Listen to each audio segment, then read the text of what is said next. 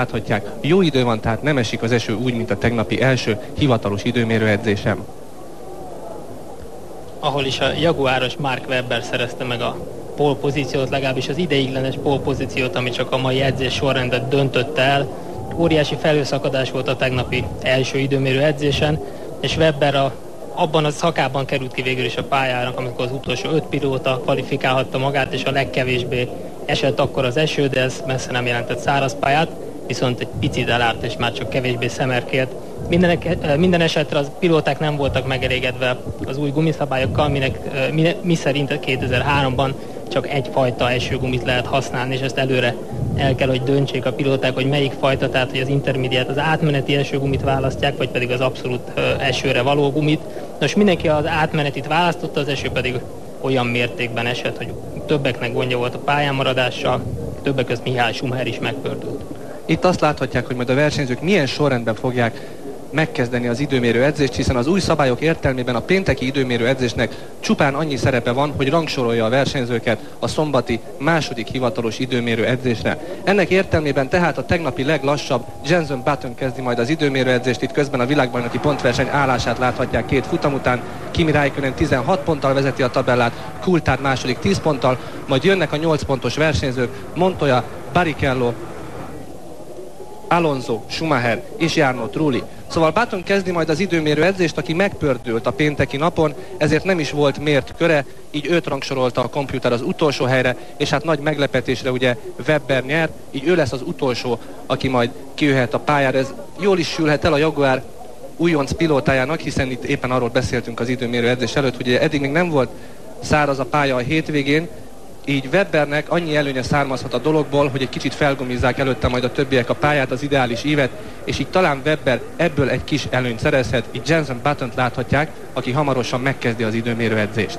Jenson Button miatt volt idén először piros zászlóval leintve az edzés, ugyanis tegnap megpördülése folyamán elütött egy fékjelző táblát, és darabokra törte azt, és a hulladékok bennmaradtak a pályán, úgyhogy egy 10 perces szünet után folytatódott tegnap csak az időmérő edzés. És Jenson Button ennek a hibának köszönhetően került az utolsó 20. helyre, hiszen nem volt mért ideje, mert a fékjelzővel történt ütközés után a hátsó szárnyat elvesztette, és így a célegyenesből rögtön a box utcába hajtott. Igen, bejött Button, tehát ő volt az egyetlen, aki végül is az esős pályán nem tudta körbevinni a bár Hondát. Mindenki másnak volt mért köre, de hát óriási különbségek voltak, ez érthető is. Feltehetőleg többen nem vállaltak kockázatot, inkább szerettek volna egy mért kört futni, csak azért, hogy ne a végéről vagy az elején kell, hogy kezdjék az időmérő edzést. Jenson Button egyébként első világbajnoki pontját itt szerezte Interlagosban 2000-ben, akkor még ugye a Williams BMW pilótája volt, és élete második Forma 1-es futamát a 6. helyen zárta. Button jön is ki a boxból, és ezzel akkor kezdetét veszi tehát az idei harmadik Forma 1-es nagydíj második hivatalos időmérő edzése. Amit az Interlagosi pályáról feltétlenül tudni érdemes, hogy azon kevés pályák egyike, amelyik a óramutató járásával ellenkező irányban fut körbe. Tehát bizonyos szempontból a pilótáknak is egy picit más megterhelést jelent, hiszen nyakizmaik inkább az egyik irányhoz vannak szokva, ezen a pályán a másik oldalt kell jobban terhelni, illetve terheli a kanyarsebesség magától. És a másik, ami állandóan gondot okoz Interlagosban, az a pálya rendkívül hepehupás mi volta. Innen ebből a kanyarból jól látszik, majd egy újra aszfaltozott szakasz kezdődik, ott, ahol most Button halad éppen. A pálya közepét újra aszfaltozták, ez egyébként egyáltalán nem ízlett nagyon a versenyzőknek, hiszen tegnap az esőben ez az újra aszfaltozott szakasz hihetetlenül csúszott akár egy korcső a pálya, úgyhogy nagyon sokan szenvedték meg ennek a kárát. Többek között Montoya és Schumacher is itt csúszott meg ezen az újra aszfaltozott szakaszon. Kérdés az, hogy a mai száraz körülmények között, ahogy az időmérő edzés látszik, gyönyörű napsütéses időben kezdődött ebben a pillanatban. Szóval, hogy a száraz körülmények között ez a még be nem koptatott aszfaltsík, ez mennyire fogja megzavarni a versenyzőket. Igen, hát az Interlagosi pályával rengeteg gond volt az elmúlt években is. Volt itt olyan eset, hogy a csapatok komputereit ellopták az időmérő edzés után az éj leple alatt. Előfordult 2000-ben, hogy a reklámtáblák estek le a helyükről, és az okozta a gondot, abban a Jean Alesi autóját talált el a célegyenesben annak idején egy leszakadó reklámtábla. És hát 2001-ben pedig a Jaguar garázsában leszakadt az álmennyezet, és kis hián nagyon csapta az akkori csapatfőnököt. Bobby Rahalt, úgyhogy sok gonddal küzdik a brazil pálya, közben Button megkezdte a mért körét. Meg is kérdezték Max Mosley-t, az FIA elnökét, hogy egyáltalán miért van még itt verseny, közben Wilson, ő lesz a második, aki majd mértkört fog teljesíteni, ő is jön már ki a boxból, szóval megkérdezték Max Mosley-t, hogy akkor miért nem viszik el innen a versenyt, hogyha ennyi probléma van. Erre Mosley azt felelt, hogy egész egyszerűen Dél-Amerikában nincs más pálya, amely alkalmas lenne Forma 1-es futam megrendezésére. Volt ugye Argentínában, Buenos Airesben, volt Rio de Janeiroban is Forma 1-es futam, de azok a pályák még alkalmatlanabbak Forma 1-es futam megrendezésére, így tulajdonképpen kényszerből tartják itt Interlagosban a Forma 1-es futamot. Erre a dél-amerikai vonalra később még visszatérünk, most nézzük Jenson Buttont, aki a pálya belső részén a lassú szakaszon halad. Egyelőre nem tudunk kihez viszonyítani részítők szempontjából sem. Egy valami biztos, hogy a Honda továbbra is a korábbi fejlesztési motorral áll rajthoz, hiszen a vadonatúj motorral még mindig problémák, elsősorban súly problémák vannak, úgyhogy azt csak majd Imolában az európai szezon kezdetén vetik be. Csak támpontként tavaly Juan Pablo Montoya polpozíciós ideje 1.13.114 volt, ettől persze bőven el fogunk maradni. Button alapideje 1.14.504, de hát ne felejtsük el, hogy új szabályok vannak. Itt már nem üres tankokkal teljesítik a versenyzők a mért köröket, úgyhogy ahogy az eddigi futamokon is láthattuk, nagyjából 1 másodperccel lassabbak az idei idők, mint a tavalyiak. Na nézzük Justin Wilsont, aki másodikként futja a mértkört. Wilson, aki a mezőny legmagasabb pilótája, 192 cm magas, és többek között ez a hatalmas magasság is az oka annak, hogy csak az idei évben tudott bemutatkozni a Forma 1-ben, hiszen a tavalyi évben már a Jordan szívesen látta volna Justin Wilsont, de egész egyszerűen nem tudták begyömöszölni az autóba. Úgyhogy Wilson tavaly még nem tudott bemutatkozni, idén viszont a Minardi az ő kedvéért kicsit átépítette az autót, a cockpitet, az úgynevezett utasteret, és nagy nehezen begyömöszölték Wilsont egy Forma 1-es autóba. 13 kilométerrel alacsonyabb végsebesség a célegyenesben, mint Jenson Button, de hát ez a 2 évvel ezelőtti Cosworth motor azért nem ugyanazt tudja, mint a mai motorok nagy része.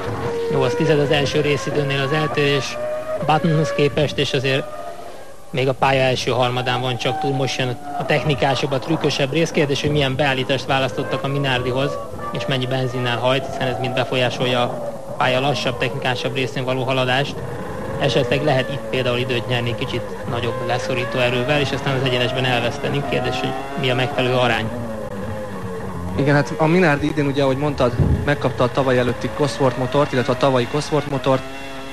Hoztak 2 új versenyzőt, Verstappent és Wilsont, ettől függetlenül a helyzet nem sokat változott, eddig nem sok vizet zavartak az időmérőkön, már több mint 1,6 másodperccel lassabb Wilson, mint Jenson Button. Tulajdonképpen a 2 Minardi egyelőre ugyanott tart, ahol tavaly, magyarán a rajtrács utolsó 2 helyét foglalják el rendszerint, és ez nem valószínű, hogy ezen a futamon is másként lesz. Több mint 2 másodperccel lassabb Justin Wilson, mint Jenson Button volt. Ralph Furman következik, a harmadik a sorban, itt jön a Jordan Forddal, ami a tavalyi fejlesztési Cosworth motor. Egy szép Cosworth sort írhatunk föl tulajdonképpen, a Minardi a tavaly előttivel megy, a Jordan a tavalyit kapta Ford néven átkeresztelve, és az idejével pedig a Jaguar halad, de ne ugorjunk ennyire előre, nézzük Ralph Furmant. Ralph Furman, aki Ausztráliában a 17., Malajziában a 20. helyről rajtolt. Hát ő is ugye az idei év egyik újonca, de hát gondokkal küzdik még. A brit fiatalember nem találja még a helyét a Jordan csapatban, Fisichella jóval jobban teljesít nála. Ami nem csoda, hiszen Fisichella a mezőny egyik legjobb pilótája, ráadásul Ralph Furmannek a pályatanulás gondjával is meg kell küzdeni az idén, hiszen számára szinte ismeretlenek ezek a pályák a mezőny első felében.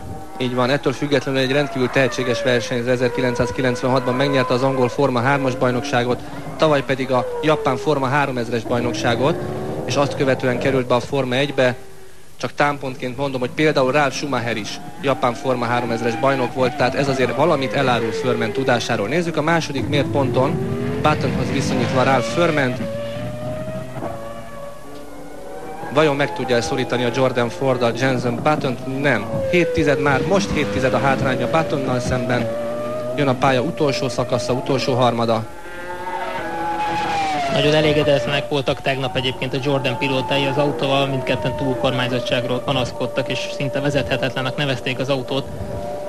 Ennek fényében ez a 7/10 ez nem is olyan sok a bár Hondától. Igen, nem sokat vesztett, az utolsó részen maradt ugyanannyi a különbség Buttonhoz mérve. No kérem szépen, Juan Pablo Montoya, aki a tegnapi edzésen csak a 17. volt, éppen ezért láthatjuk ilyen korán a kolumbiait. Juan Pablo Montoya lehet az első olyan versenyző, aki azért már egy időt tud nekünk mutatni, hogy mihez viszonyíthatunk. Ő akár a pole pozícióra is esélyes lehet. 317 rendkívül gyors a célegyenes végén Montoya. Tavaly egyébként Juan Pablo Montoya volt a pole pozícióban, úgyhogy fekszik neki az Interlagoszi pályán. Nézzük Buttonhoz viszonyítva az első mért ponton. 78 000 másodperccel Juan Pablo Montoya lassabb. Ez persze még behozható a pálya középső részén. Ott láthatják a sötét aszfaltcsíkot, ez az újra betonozott rész, ahol Montoya most áthaladt. Meglátjuk, hogy tud-e hozni Buttonon. Minden esetre az érdekes lenne, ha Jenson Button gyorsabb lenne Montoyánál. Montoya egyébként az eddigi futamokon sem remekelt olyan túlságosan az időmérő edzéseken. Ami többek között azért ennek az újfajta edzésrendszernek is köszönhető, hiszen a taktikák eltérőek lehetnek csapatonként, és javított több mint 2/10 gyorsult Jenson Buttonhoz képest Juan Pablo Montoya, és nézzük, hogy a célegyenesben, ami tulajdonképpen egy balra kanyarodó kifli, meg tudja ezt az előnyt tartani, esetleg növeli. 1:14.504 Button ideje, és 281 000 másodperccel Juan Pablo Montoya átveszi a vezetést. No, hát akkor Montoya vezet, aki egyébként Ausztráliában a 3., Malajziában pedig a 8. helyről rajtolhatott. Kérdés az, hogy mire lesz elég ez az idő, ugyanis még nagyon sokan hátra vannak. Nick Heidfeld. Hát, találgatni még nem érdemes. Nick Heidfeld, aki egyszerűen csak annyit közölt a héten magáról, hogy jobb vagyok, mint Räikkönen. Igen, nagyon szerényen eleresztette ezt a nyilatkozatot. Ugye ne felejtsük el, hogy Heidfeld és Räikkönen egy csapatban versenyeztek 2001-ben még a Saubernél. És hát ugye Heidfeldnek nem eshetett túl jól, hogy Räikkönen szerződtette a McLaren és nem őt, aki egyébként a Mercedes saját nevelésű versenyzője.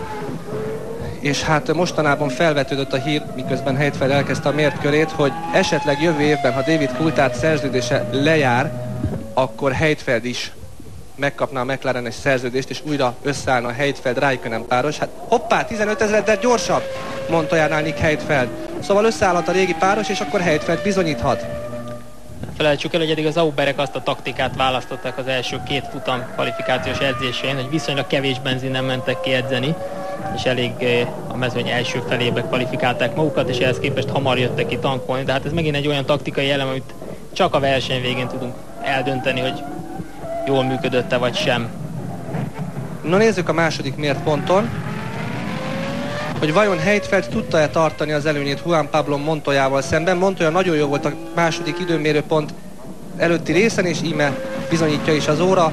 442 000-del már lassabb Nick Heidfeld, mint Juan Pablo Montoya. Heidfeld egyébként Ausztráliában 7. volt, Malajziában pedig a 6. az időmérő edzésen. Tehát eddig nem szerepelt túlságosan rosszul, most azonban jelenleg a 3. helyen áll, több mint 4/10 a hátránya Montoyával szemben. És túl vagyunk az első 5-ön, most jön egy rövid szünet. Kérdezzük meg Szabó Róbertet és Héder Barnát, hogy mit gondolnak a látottakról. Köszönjük szépen, mert hogy Szabó Róbert, az Automotor főszerkesztője időközben itt már velünk van a stúdióban. Szerintem egy-két szót azért áldozzunk arra, nagyon sokan nézik most úgy a Forma 1-et, akik az előző 2 futamot esetleg nem látták. Sokak számára nem lehet világos, hogy mi is folyik itt most az időmérő edzések során. Hát igen, rengeteg minden változott, azt tudni kell, hogy az edzés, amit látunk itt, minden pilótának egy gyors körre van lehetősége, tehát összesen 3 kört tölt a pályán, egy felvezetőt és egy levezetőt, és a szombati kvalifikációt megelőzi még pénteken egy időmérő edzés, ahol szintén ez az egy gyors körös rendszer van, és az ottani sorrendnek a fordítottjában indulnak tulajdonképpen most szombaton, tehát értelemszerűen Mark Webber, aki a meglepetést produkálta tegnap, ő indul majd ma utoljára itt, mikor már mindenki eredménye világos lesz. Az igazán érdekes az most az időmérő edzések során, hogy nem lehet különböző következtetéseket levonni abból, hogy mi történik szombaton. Nem lehet tudni, hogy ki mekkora tankkal megy ki az időmérő edzés, ugye, mert ez egy alapvető szabály, hogy az időmérő edzés és a verseny között nem lehet újra tankolni az autót. Így igaz, tehát úgy kell taktikázni most ezeknek a csapatoknak és ezeknek a versenyzőknek, hogy ami ez az 5 versenyző lefutotta már ugye a kvalifikációs körét, ők ugyanezzel az autóval állnak majd rajthoz holnap, ugyanezzel az mennyiségű üzemanyaggal, és a végén az eredményekből lehet gyakorlatilag kitotózni azt, hogy kinek lehetett kevesebb, kinek több üzemanyag, és ennek tükrében ki hányszor fog majd kiállni box látogatásra a verseny során. Már rengeteg izgalomra adott okot az ausztrál nagydíj is, utána ezt követően a Maláj nagydíjnak az időmérő edzését az utóbbi évek egyik legizgalmasabb edzésének titulálták. Ezzel együtt Bernie Ecclestone, a Forma 1 atya 3 héttel ezelőtt, tehát még az ausztrál nagydíj után Londonban egy vele készített interjú során azt mondta, hogy hát azért várjuk még meg a brazil nagydíjat. Na most azért azt már lehet látni, hogy itt a brazil nagydíj során is érőben van valamiféle meglepetés. Hát elég csak ugye visszakanyarodni Mark Webber előkvalifikációs elsőségéhez, illetőleg az, hogy volt itt a mai napon szabad edzés már száraz pályán, ahol is Olivier Panis volt a leggyorsabb egy Toyotával, tehát folyamatosan borul a papírforma, egyelőre úgy néz ki, hogy akik Michelin gumiabroncsal mennek, azok jobbak. Kíváncsiak várom, hogy alakul majd még ezen az edzésen. Köszönöm szépen, fiúk, tiétek a szó. Förment láthatjuk, aki sétál föl a Jordan időmérő sátrához, és egyeztet a mérnökökkel. Hát ő már megtette a dolgát a mai napra. Megtette a dolgát, és láthatjuk, hogy több mint 1 másodperccel volt lassabb egyelőre, mint a jelenleg élen álló versenyző, az azért elég soknak tűnik. No hát, akkor Jos Verstappen a pályán a Minardi Cosworttal, aki harmadszorra tért vissza a Forma 1 mezőnyébe. Azt nem mondhatni, hogy egy ütőképes autó van alatta, közben már Fisichella is jön ki, és hát ő sem remekelt eddig az időmérő edzéseken, a tegnapi 15. helye ennek megfelelően váratlanul jó eredmény volt Verstappentől. 4/10-del lassabb az első mért pontnál, mint Montoya. Az a 4/10 nem is annyira rossz, hiszen csapattársa Wilson itt már 8/10-es hátrányban volt, tehát csak fele annyira lassú, hogy ez lehet egy mértékadó támaszpont, de Jos Verstappenre visszatérve és a tegnapi produkciójára, ez a 15. hely, ez tényleg szép ebben a Minardiban. Verstappen egyébként az első menők közé tartozik, tehát ő kifejezetten örült a tegnapi rossz időjárásnak, és gondolom kevésbé örült ennek a mai száraznak, de azért a holnapi futam még előfordulhat, hogy ismét elered. Verstappen is valószínűleg az utolsó lehetőségét kapta arra, hogy bizonyítson a Forma 1-ben. Ajjaj, ez már közel 2 másodperc, ez sok. Ezzel talán csak Wilson fogja tudni megelőzni, szóval Verstappennek sem valószínű, hogy sok lehetősége lesz már, hiszen ő is 30-on fölül van, de hát még egyszer sikerült azért a legnagyobbak közé visszaverekednie magát. 2,3 másodperc, ezzel csak csapattársát, Wilson 400 másodperccel. Hát ez közel ugye ugyanaz, hasonló. Megint Eddie Jordan láthatjuk hátulról, a csapatfőnököt, és Giancarlo Fisichella a pályán. Egyébként a Jordan csapat ezen a hétvégén 200. Forma 1-es versenyét ünnepli majd.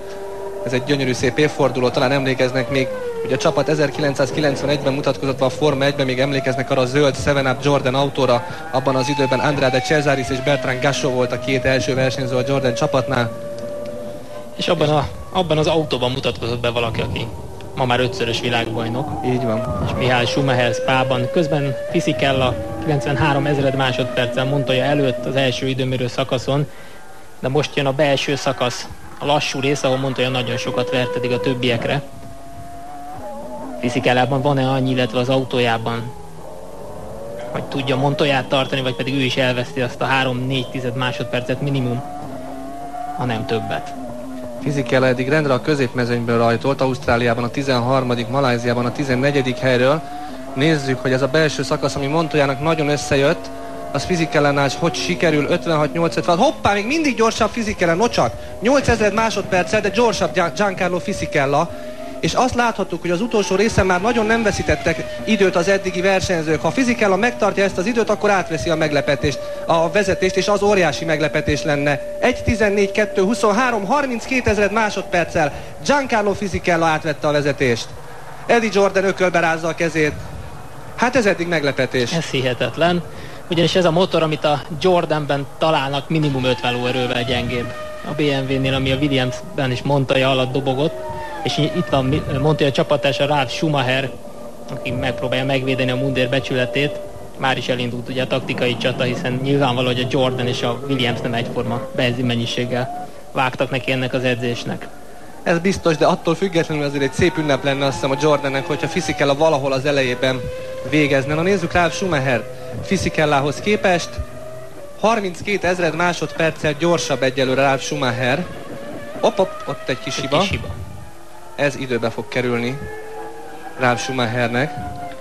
Ralf Schumacher, aki a héten egyébként levelet kapott a postától, Patrick Head és Frank Williams címezte neki állítólag, és arról szólt a levél, hogy kösse fel a gatyáját röviden, amit egyébként Ralf Schumacher cáfolt, hogy létezne egy ilyen levél, mindesetre a nemzetközi sajtó megszellőztette, elég sok helyen megjelent, hogy nem igazán értik Ralf Schumacher visszafogott teljesítményét az év elején, és most cáfolhatja rossz akaróit, illetve ellenzőit. 28 ezred másodperccel lassabb egyelőre, mint Fisichella, de ez a több mint 900 lóerő, ami a BMW motorban rejlik, ez az egyenesben hozhat annyit, hogy az első helyre ugorhat Ralf Schumacher. Nézzük, itt a boxbejárat mellett halad el, és vissza is hozta 67 ezred másodperccel, 310 km-es végsebességgel, és 67 ezred másodperccel megelőzte Giancarlo Fisichellát. Itt Flavio Briatorét láthatjuk, hát ez szoros volt. Még egy szó Ralf Schumacherhez, ugye, hogy 17. helyről rajtolt Malajziában, tehát nem csoda, hogy a csapat kicsit elkezdett aggódni a teljesítménye miatt, hogy azért mégiscsak van, amit csinálni kéne, mert benzinstratégia ide, benzinstratégia oda, azért 17. helyről rajtolni, azt nem lehet arra fogni, hogy nehéz volt az autó.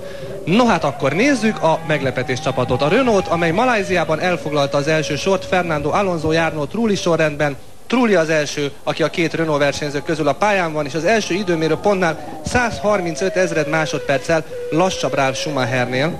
És nem éri el a 300 km/h a sebessége a hátsó egyenesben.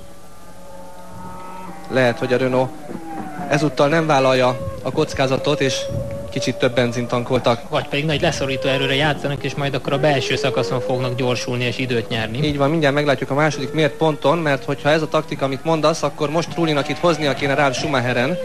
Igaz, Schumacher se volt lassú a középső szakaszon. Egyet hibázott, és azért veszített ott időt. No nézzük Jarno Trullit. 5 másodperccel gyorsabb, mint Ralf Schumacher, te jó ég! Mit csinált Trulli a középső részen? Beállítás, akkor talált. Ez teli találat, a beállítás. Nagy a akkor most veszteni fog az egyenesben. De kérdés, hogy mennyi? Igen, 1.14.124, na nézzük, bejön-e Trulli? Bejött, veszített, de 4 tizedet vesztett, de megvan a pole, 1.13.953, és az első pilóta, aki 1 perc 14 másodperc alá szorította az időeredményt. Na ez érdekes, megint a Renault a pole pozícióban, láthattuk azonban, hogy merész taktikát választottak, a benzin mennyiséget ezúttal se tudjuk, de az biztos, hogy nagyobb szárnybeállításokat választottak, nagyobb leszorító erő van ezáltal a Renaultkon, és így a hátsó részen, a pálya hátsó kanyargós részén jobb a tapadásuk, tehát jóval gyorsabb volt Trulli. Meglátjuk majd Alonso milyen beállításokkal megy. Nézzük Cristiano da Mattát,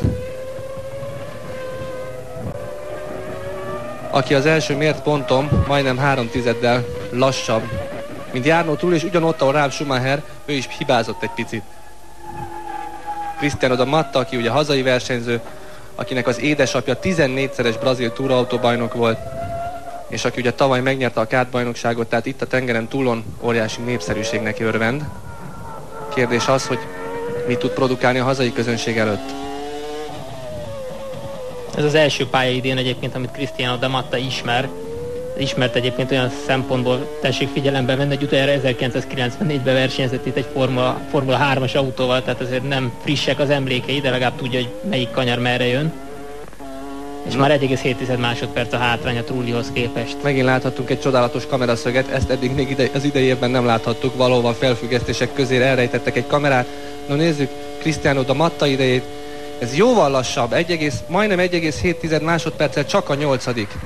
Cristiano da Matta. Hát ez ahhoz képest, hogy Olivier Panis ugye a reggeli 2 szabadedzés alapján a leggyorsabb volt, egy kicsit meglepő.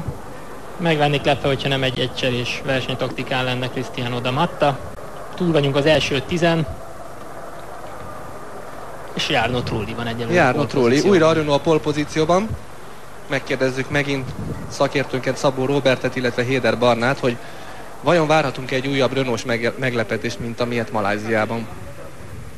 Várhatunk-e? Hát még nyitva állnak a kapuk itt, ugye bármi lehet, itt nézegettük az elmúlt 10 pilótának a kvalifikációs körét. A pálya két arcát mutatja, ugye ahogy Gábor is jól betippelte, hogyha a nagy leszorító erőre játszik egy csapat, akkor tud időt nyerni, viszont az egyenesbe ezt el lehet veszteni. Illetőleg amit még érdemes megjegyezni, hogy tavaly Juan Pablo Montoyának 1.13.114 ezred volt a pole-pozíciója, jelen pillanatban még 8 tizeddel mögötte járunk, ez valószínűleg az új aszfaltnak köszönhető.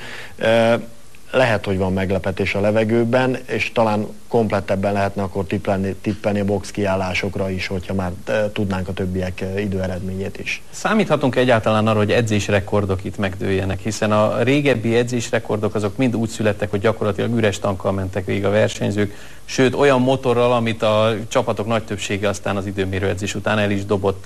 Most ezt már nem tehetik meg, hiszen a hétvégén végig kell ugyanazt a motort használniuk, nem üres tankkal mennek, tehát azok a régi edzésmenők, mondjuk amilyen tavaly Montoya volt, az már idén nem nagyon lehet. Igen, a kényszer taktikázás az pontosan annyit hozhat vissza a másik oldalon, amennyit fejlődtek a gumiabroncsok és az autók a két szezon közti szünetben, tehát annyival most visszaesnek a köridők, szerintem nem lesz akkor a sziporkázás, mint tavaly volt.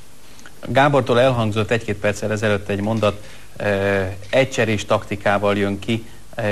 Ez hogy mutatkozik meg itt az időmérő edzés során, mert sokan ezt sem értik? A részidőknél már lehet sejteni, hogyha valaki lassabb, vagy netán a végsebesség nem olyan, mint a bármely körülötte lévő pilótához mérten, akkor vélhetően több üzemanyag van az autóban, tehát nem tud vele olyan nagy tempót elérni, és inkább azt vállalják be, hogy a kicsi körülményes itteni box utcát csak egyszer látogatják meg a verseny során, és nem kétszer, és ezt áldozatul hozzák inkább egy gyenge rajthelyjel. Talán már akkor önök is látják, hogy a játék lehetőség rettentő módon megnőtt a Forma 1-ben. Igazándiból az időmérő edzés az a versenynek az első szakaszává vált. Srácok, tiétek a szó. Barna, visszatérve az előző mondatodra, én azt gondolom, hogy tulajdonképpen a pole-pozíció menők az idei szezonban a csapatok stratégái lesznek, akik majd eldöntik azt, hogy mennyi benzinnel küldik ki az edzésre a versenyzőket. Igazából a versenyzőknek itt a lehetőségekhez képest kell a legtöbbet kihozni az autóból és az adott beállításokból. Na de nézzük Heinz-Harald Frentzent, aki az egyik nagy öregje a mezőnynek, az egyik legrutinosabb pilóta, az Sauber Petronas volánjánál. És ő az, aki egyébként szintén bánhatja, hogy nem esik az eső, mert az egyik legjobb esőmenőnek tartják. Frentzen, akinek nagyon jól kezdődött az éve, mert Ausztráliában a 4. rajtkockát szerezte meg.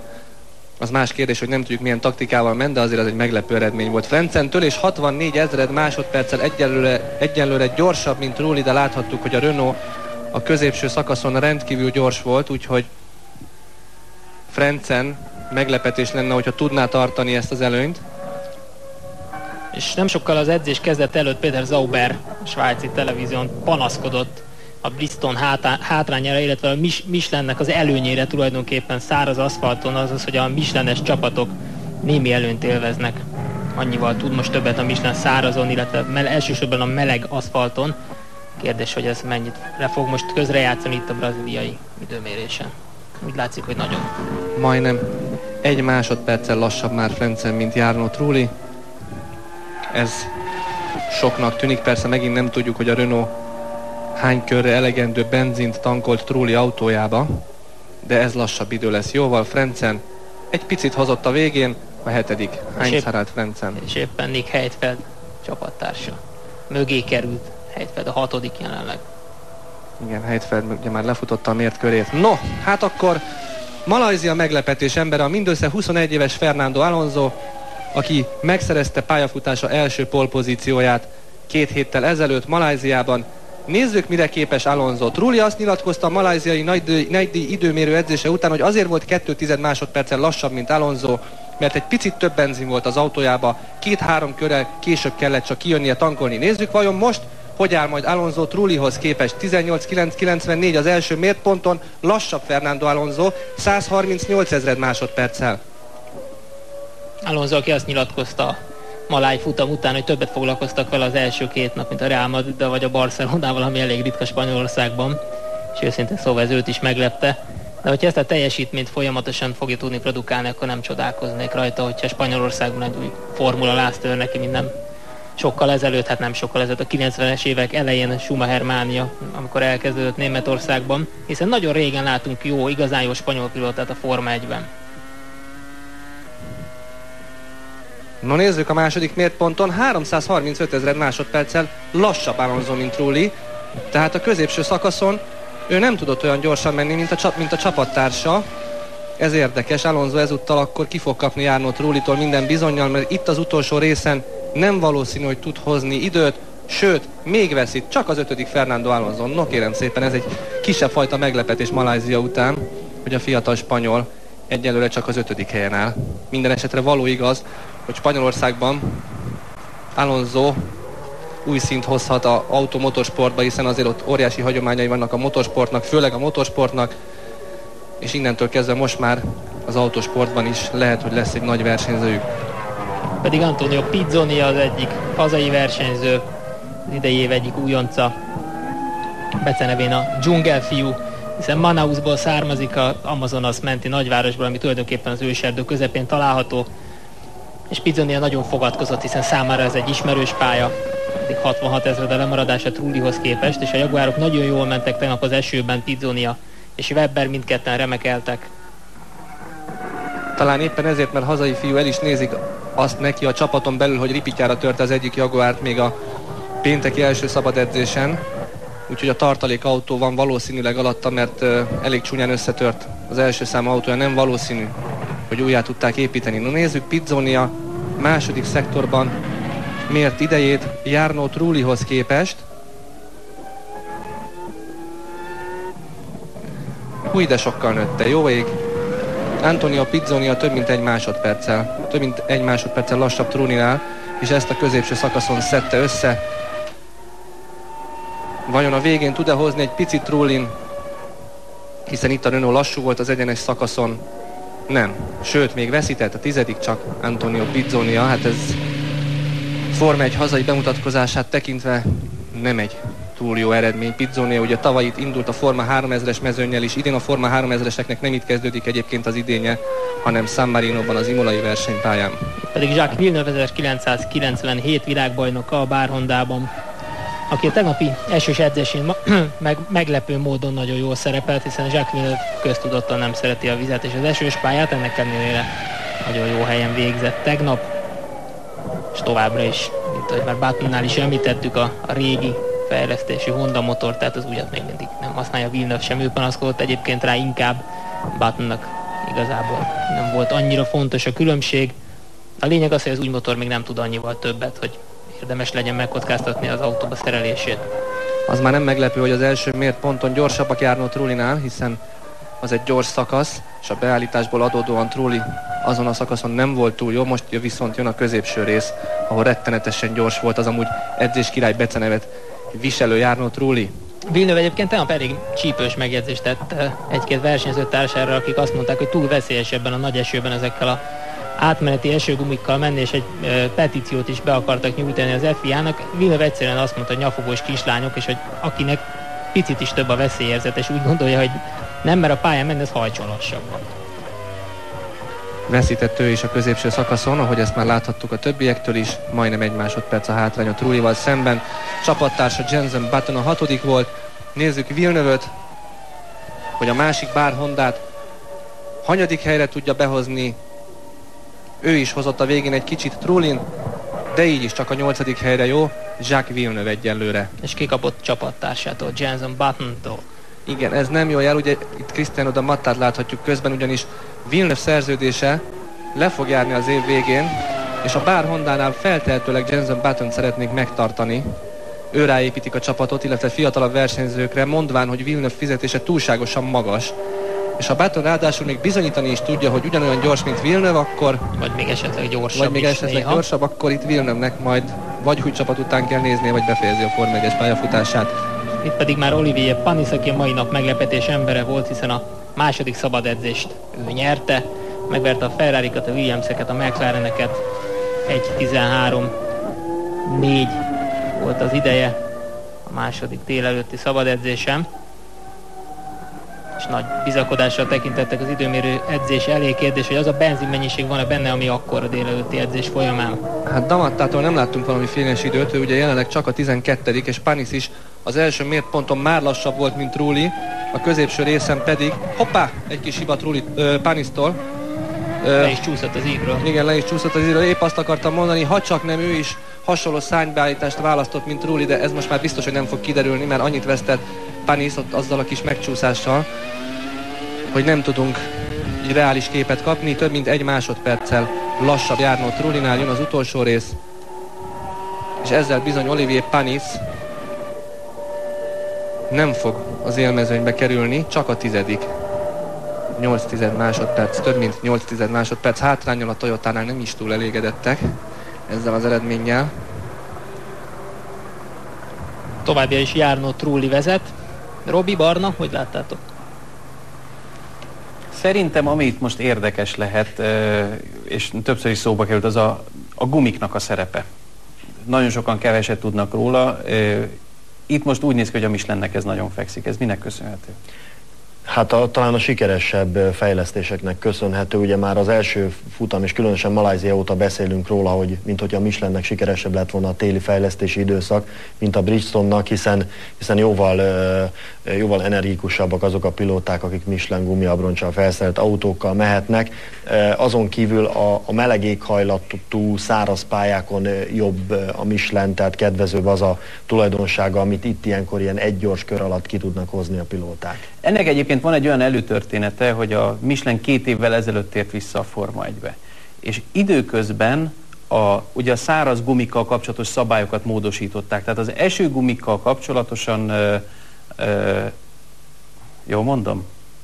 Lehet, hogy saját magamba fogok belezavarodni. Tehát a lényeg az, hogy a Bridgestone-nal kapcsolatos hátránya a Michelinnek száraz pályán nem mutatkozik meg, azért, mert a Bridgestone-nak sem volt ideje megtapasztalni, hogy a változások során a száraz időben milyen gumit és milyen összetételt jó használni. A Michelin gyakorlatilag ezt használja ki, és ennek következtében, ha jó az idő, ha nagy meleg van, stb., akkor ez a fajta hátránya, hogy sokáig nem volt jelen a Forma 1-ben, ez nincs meg. Igen, gyorsabban felmelegedő és gyorsabban tapadó, ideálisan tapadó gumiabroncsnak tartják, és magyarán a régi tapasztalatokat, ami a slick abroncsokkal volt, majdnem, hogy úgy, ahogy volt a teljes egészében, és útba lehetett dobni, amikor jött ugye az új szabálya a száraz gumiabroncsokkal, ugye a slickekről már nem beszélhetünk. Bocsánat, slicket sokan nem értik, a slick az a tükörsima gumi. Futófelület, ami nincs semmilyen hosszanti és keresztirányú rovátka, tehát csak tükörsima futófelület.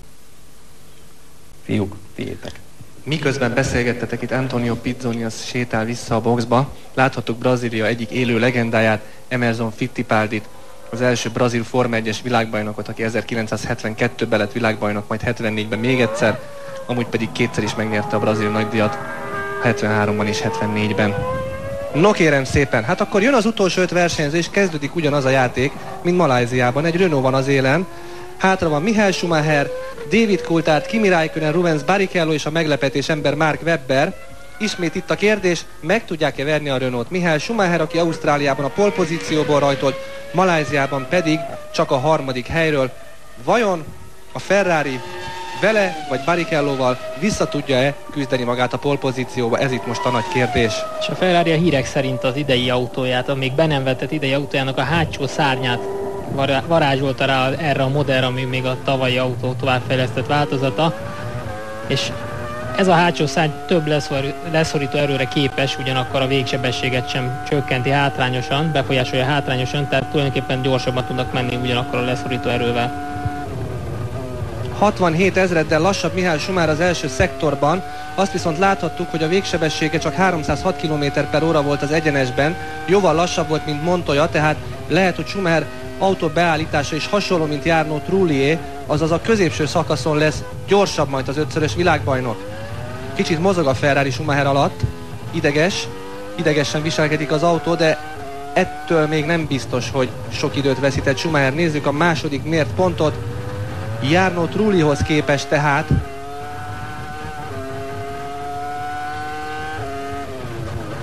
lassabb, 369 ezred másodperccel lassabb Schumacher, tehát veszített, nem hogy hozott volna, hanem veszített a középső részen. Itt vagyunk újra az utolsó harmadán a pályának, ahol egy picit még hozhat Trulli idején, ahogy láttuk másoktól is, de vajon tud-e? Nem. 177 ezred, Michael Schumacher tehát csak a 3. Újra maradt a Renault a pole pozícióban, tehát egyelőre kísértetiesen hasonló a helyzet, mint Malajziában. Michael Schumacher csak a 3. Még öccsét, Ralf Schumachert sem tudta megverni. Pedig David Coulthard hihetetlenül feljavult Williams-re, ami még a tavalyi modell átdolgozott változata, csak úgy, mint a Ferrari autója. Elképesztően sokat módosítottak rajta, de ez még mindig nem egy vadonatúj autó. Vadonatúj autó az majd csak később, vagy San Marinóban, vagy Barcelonában fog bemutatkozni. Na nézzük David Coulthardot a McLarennel. Mit csinál Jarno Trullival? 176 ezreddel gyorsabb, de Trulli nagyon gyors volt a közepén, úgyhogy még ne kiabáljuk el. Minden esetre egyelőre Coulthard gyorsabb, mint Jarno Trulli a pálya első szakaszán. Itt a középső rész lesz mindenképpen a döntő, legalábbis, hogyha ameddig a Renaulthoz viszonyítjuk a leggyorsabb időt.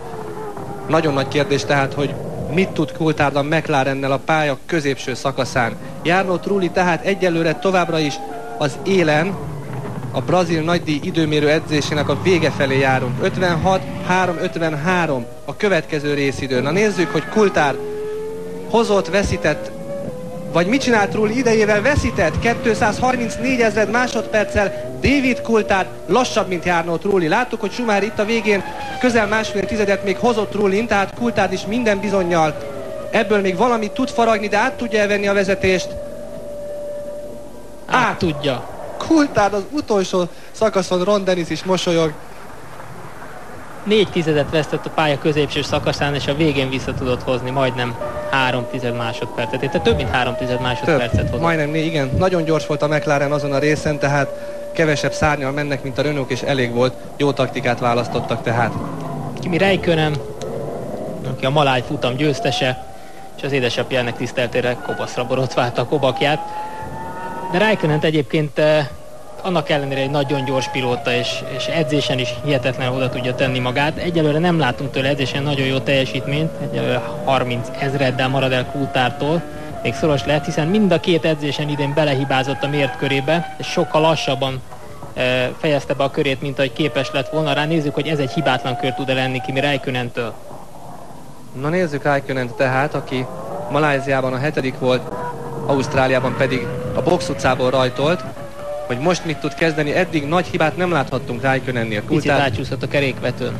No, azt meglátjuk, hogy számít-e valamit Coulthardhoz képest.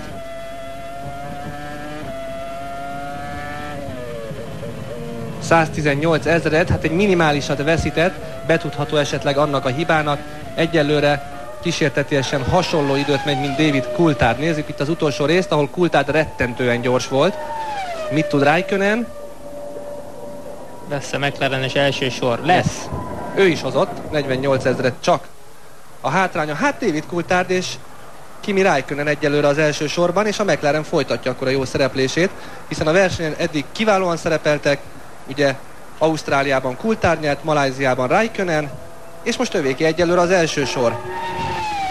És Rubens Barrichello, a hazaiak nagy kedvence, aki hihetetlen formában érkezett ide, hiszen 1994 óta nem tudott versenyt befejezni Interlagosban, és nagyon fogadkozott, hogy ez az idei az ő éve lesz. Valamiért most úgy érzem, hogy Barrichello-nak áll az ászló ezen az edzésen. Tulajdonképpen hasonlóképpen kínlódik, mint annak idején Ayrton Senna itt a hazai pályáján. Sehogy sem akar összejönni egy jó eredmény.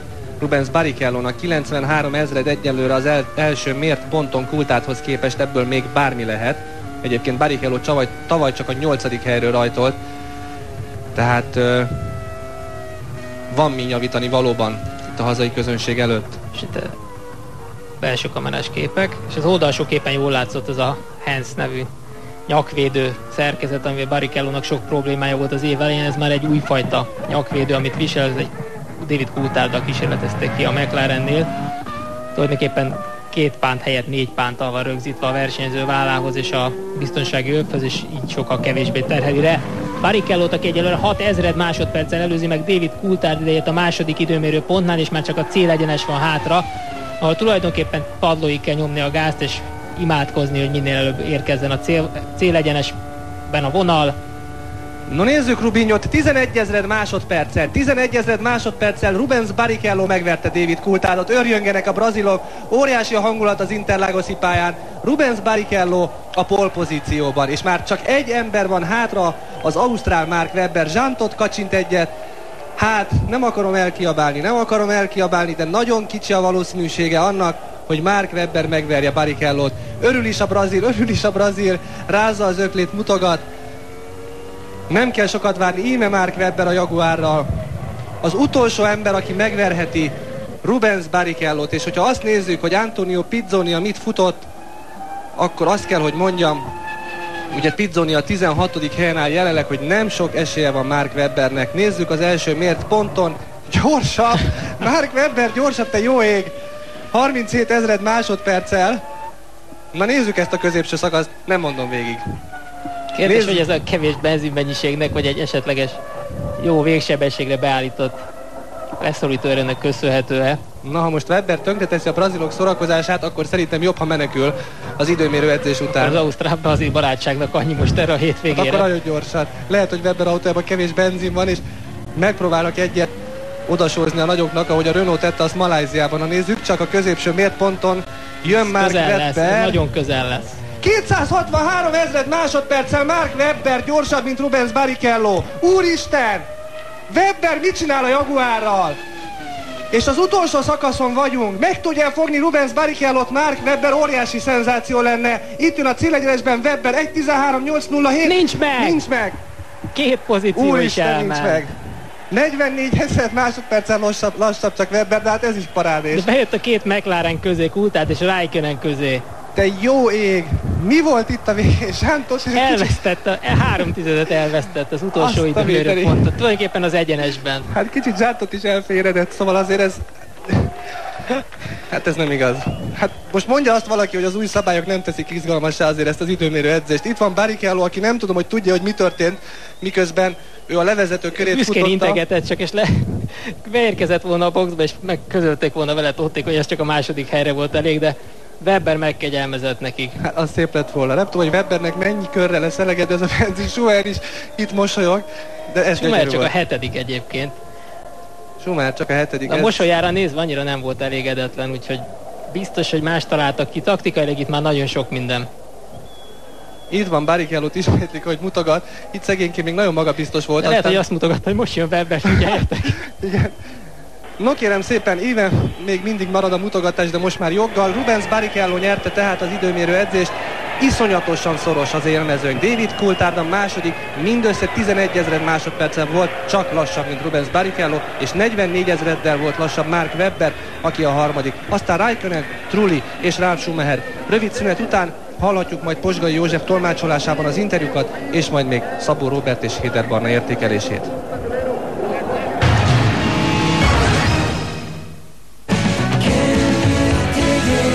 A Forma 1-es futamok versenyzőinek és a győztesnek is szívből gratulál a közvetítés támogatója, a Vodafone. Welcome. Isten hozta a 2003. évi brazil nagydíj időfutamának első 3 helyzetjét, Mark Webber a 3. helyen, David Coulthard másodikon, és polpozícióban hazai nagydíján Scuderia Marlboro Ferrari Rubens Barrichello. Rubens nagyszerű kör volt, nagyszerű jelenet volt, és a lassító köröd is szép volt, igaz?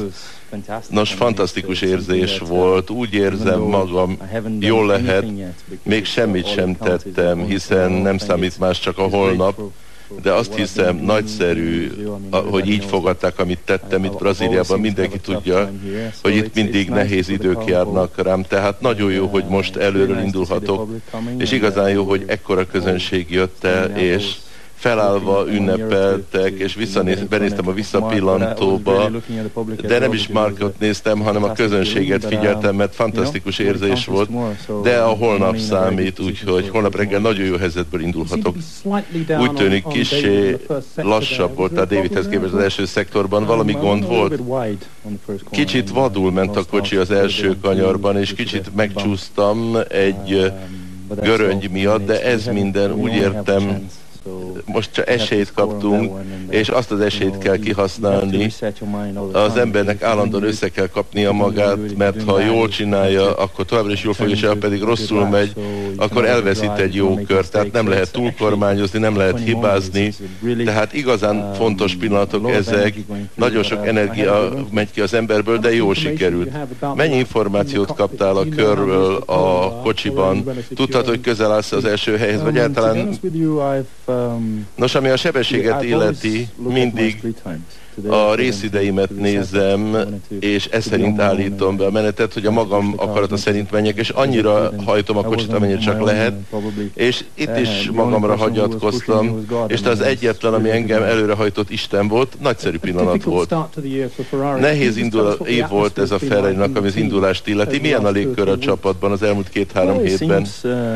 Úgy tűnik, hogy az emberek úgy gondolják, hogy mi küzdködünk, és nehéz idők járnak ránk, de ha a szabályok jók nekünk, nos, nem is végeztünk olyan túl jól, Michael bizonyára szeretett volna nyerni legalább egy versenyt. Én a magam részéről szintén megtehettem volna, de számomra az idén jobban indult, mint tavaly, tehát én nem panaszkodhatom. Egyszerűen lehúzom a fejem és dolgozom. David Coulthard, nagyszerű napod volt neked is, mesélj arról a körről. Az a kör az első 3 nagydíjból a legsikeresebb volt eddig. Azzal a bemelegítőn gondom volt, tehát kicseréltük a kocsit reggel, és nagyon kellemes meglepetés volt azt érezni, hogy a kocsi magához tért, és ebben az elrendezésben nagyon jól működik. Az ember soha nem érzi magát olyan jól, olyan sikeresnek, mintha megnyeri az időmérőt, de hát egyetlen körben nem lehet túl sokat tenni, de jó kör volt, és érdekelni fog, hogy holnap kinek lesz elég benzinje. Semmi kérdése, mert ez nagyon gyors kocsi lett. Az új kocsi meg csak most jön. Mit érzel? Hogy látod a jövőt? Bizonyára van oka, hogy kitartasz emellett a kocsi mellett. Én úgy vélem, hogy a csapatban nagyon pozitív az érzés. A téli próbák során minden nagyon jól ment, sokat javítottunk a kocsikon, és a verseny is igazán kezd jól menni. Persze nagyon élvezzük, nagyon jól indult az idény, és továbbra is mindent elkövetünk, hogy mindent kihozzunk a kocsiba. Persze aztán bemutatjuk a 18-ast, remélhetőleg hamarosan megbízható válik, és tudjuk a pályán futtatni. Lagosban nagyon sokat beszélnek a baloldali kanyarokról itt. Hogyan kellett felkészülni? Egyértelműen sokkal több munkát igényel, mint bármelyik más pálya, és sokat gyakorlunk, és sokat próbáljuk a kocsit, de nem ugyanazok az erők lépnek fel, mint másod Interlagosban, tehát fizikailag kihívóbb az egész, de az ember a lehető legjobban próbál eljárni, és mindig az ember a következő körön töri a fejét, és így hagyja végig. Mark Webber, a harmadik leggyorsabb a Jaguarban, nagyszerű teljesítmény. Mennyi volt ebből az, hogy kihasználtad, ami tegnap történt, és kihasználtad mindazt, ami jó, vagy mennyi volt ebből a stratégia? Ennek semmi köze nem volt ahhoz, ami tegnap történt. Azt hiszem, mindenki hasonló üzemanyaggal indult ma, mint pénteken. A fiúk mellettem talán kicsit több üzemanyaggal indultnak a holnapi versenyen, mint én, de mégis nagyon versenyképesek vagyunk, és meglehetősen gyorsak voltunk az összes eddigi próbakörben. Jól elvégeztük a házi feladatunkat, megfelelő gumiaink vannak. Hosszú verseny lesz számunkra holnap, de igazán jól sikerült eddig a hétvége, és ez jó, mert Malajzia nagyon kemény versenynek bizonyult nekünk, nagyon sok hibát követtünk el, nagyon sok probléma támad, tehát valóban nem jól sikerült a tesztelés sem. Ez nehéz volt a fiúknak, nehéz volt a gyárnak, de mindazután, ami tegnap történt, ez csak egy többletjutalom, és mi magunk tudjuk, hogy igazán haladást értünk el, és jó napunk volt. Mennyi információt kaptál a kör során? A legjobb kört azt tegnap futottam, és ez volt előttem, ezt szerint osztottam be a részidőimet, és meglehetően sokáig tartottam, talán az utolsó szektorig ezt az ütést tudtam, hogy valahol 14:0 körül fogok végezni, vagy így valahogy, és ez nagyon jó formába hozott minket, és egyszerűen örülök, hogy sikerült. Köszönöm a fiúknak, és hogy ide kerültem, először kerültem ilyen helyre, és igazán nagyon boldog vagyok. Ahogy az időmérőedzés kezdett kibontakozni, nem tartottál attól, hogy ezzel az üzemanyag mennyiséggel nem futod végig? Nem. Az időket nézve, amikor a körét tette, arra gondoltam a bemelegítés során, hogy nehéz látni, hogy mi lesz ebből, és akkor Jensen csinálta magáét, eléggé nehézkes volt a dolog, tehát könnyen csináltunk volna 14:04-et is, annyi az üzemanyaggal, amit bemelegítőben volt, és ezt szerint állítottuk be a terhelést, és idáig jutottunk. Jó kör volt. Tökéletes kör volt a te szemszögedből? Mint David mondta, ahogy az első 3 versenyt illeti, ez volt eddigi legjobb köröm, és remélhetőleg még javul is. Úgyhogy Az utolsó kanyarban egy kicsit nehezebb volt, de az egy nagyon nehéz kanyar, nem szabad, hogy agresszívá váljunk, és ne elveszítsük, amit megszereztünk. David Rubens, hogy érzek, mi lesz holnap? Ez nagy rejtély. Azt hiszem, nem vagyok abban a helyzetben, hogy erre válaszoljak, talán majd holnap. És mindenképpen remélhetőleg jó helyen fogok szerepelni a versenybe, és jó lesz a verseny. Rubens kis problémát volt idén a kézi vezérlő berendezésekkel, de nagyon sok, ja nem, bocsánat, a nyakmerevítővel, de az, hogy David nagyon jó munkát végzett, neked is használ kultár. Igen, ők voltak az úttörők a nyakvédővel, nem tudom mennyire pontos és mennyire jó ez, de nem tudom mennyire jó, hogy azt a rendszert vettük át, de most nagyon jól érzem magam, mint David is mondta, kemény verseny lesz, mert amellett, hogy mindent a másik oldalon kell fordítani, és ráadásul rajtunk van a nyakvédő, ami külön drámát okoz, de eléggé elégedett vagyok a rendszerrel, most azt hiszem nem okoz problémát. Már brazilok mondták ezt neked, Rubens, nyilván, hogy 73-ban kezdted, és 10 éves időközök alatt a brazilok megnyerték a hazai nagydíjat. Mit érzel holnappal kapcsolatban? Nem okoz ez túl nagy nyomást számomra, mint mondtam a hétvége előtt, olyan emberré kezdtem válni, vagyis a Forma 1 kezd olyanná válni, ahol az ember nem nagyon hisz a múlt dolgaiban, hanem a valóságban kell hinni. Nagyon jó kocsim van most, azt hiszem, a megfelelő stratégiát választottam holnapra, de ezt csak holnap tudjuk meg, de bízom benne, nagyon bízom benne, hogy jó munkát végzünk holnap, és megnyerhetjük a versenyt, a legjobb kocsi van ott, és remélem, hogy én is ott leszek és küzdök. A közönség intenzitása és szenvedélye hátrány a hazai nagydíjon, vagy lelkesít?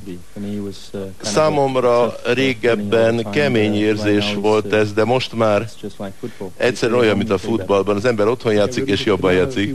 Rubens, köszönjük.